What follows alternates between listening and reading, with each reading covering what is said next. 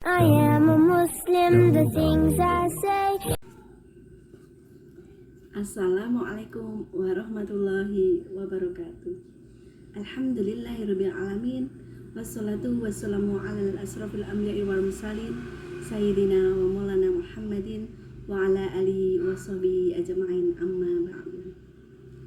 Pertama-tama marilah kita panjatkan puji syukur kehadirat Allah Subhanahu wa taala yang telah melimpahkan rahmat, hidayah dan inayahnya kepada kita semua, sehingga pada hari ini kita dapat berkumpul dalam keadaan sehat walafiat. Salawat serta salam semoga tercurahkan kepada Nabi Muhammad SAW, teladan kita semua dalam segala aspek kehidupan. Hadirin yang berbahagia, pada kesempatan ini saya akan sedikit mengulas tentang salah satu tokoh Muhammadiyah yang dikenal sebagai Bapak Reformasi, yaitu Profesor Dr. Haji Amin Rais. Begitulah sapaan akrab masyarakat kepada beliau. Pria kelahiran Surakarta, Jawa Tengah pada 26 April 1944 ini adalah anak kedua dari 6 bersaudara dari pasangan Suhud Rais dan Sudalmiah.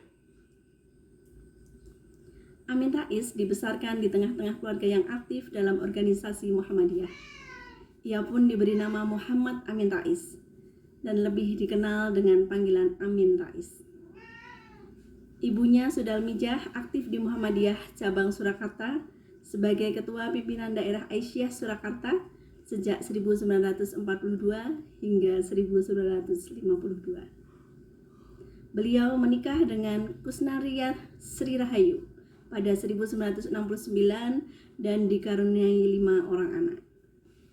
Sejak di bangku kuliah, Amin Rais sudah aktif di berbagai organisasi kemahasiswaan. Di antaranya adalah menjadi salah satu pendiri Ikatan Mahasiswa Muhammadiyah atau IMM dan menjabat sebagai Sekretaris Lembaga Dakwah Mahasiswa Islam, yaitu Himpunan Mahasiswa Islam atau HMI di Yogyakarta. Mengikuti keinginan ayahnya, Amin Rais mengambil kuliah bidang politik di Universitas Gadjah Mada. Ternyata memang di bidang inilah Amin berkembang pesat.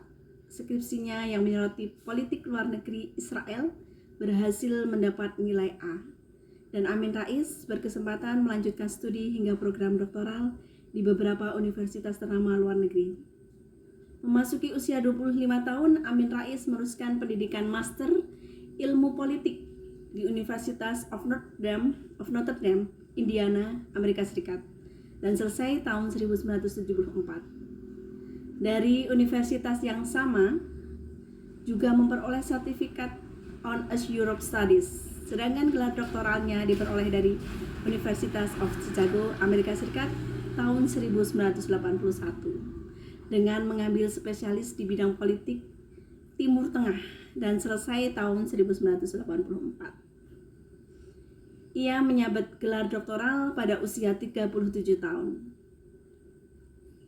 Disertasinya menyorot soal Timur Tengah dan semakin memperdalam 2 bidang kajian yang sangat lekat dengan hidup Amin Rais, yaitu politik dan Islam.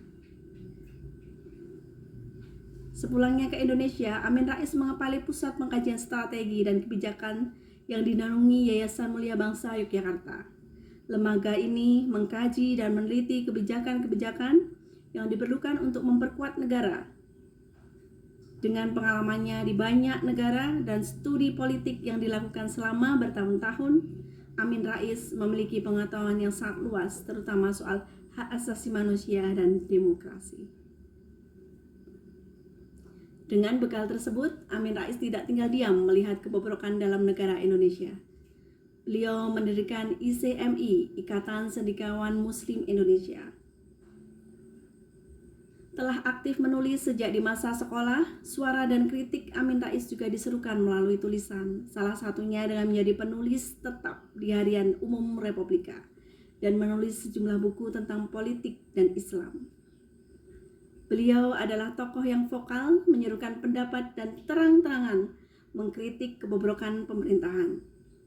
Ketika kondisi perekonomian Indonesia semakin lemah, Amin Rais termasuk tokoh nasional yang menunjukkan reformasi total dalam pemerintahan. Hadirin yang berbahagia, dengan profil Prof. Dr. Haji Amin Rais, kita belajar bahwa peran dari sosok inspiratif Amin Rais melalui kritiknya terhadap kebijakan pemerintah dan tulisan-tulisannya, beliau menjadi suara penting dalam memperjuangkan hak asasi manusia dan demokrasi di Indonesia.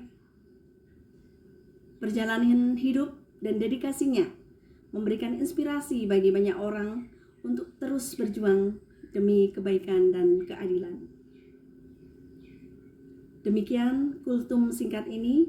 Semoga kita semua bisa mengambil hikmah sehingga kita diharapkan dapat menerapkan nilai-nilai positif dalam kehidupan sehari-hari dan berkontribusi untuk masyarakat yang lebih baik. Beli rambutan di pasar buah, beli alpukat 2 kiloan. Semoga kekuatan dan hidayah senantiasa tercurah untuk terus berbuat kebaikan. Wabillahi taufiq wal hidayah. Wassalamualaikum warahmatullahi wabarakatuh.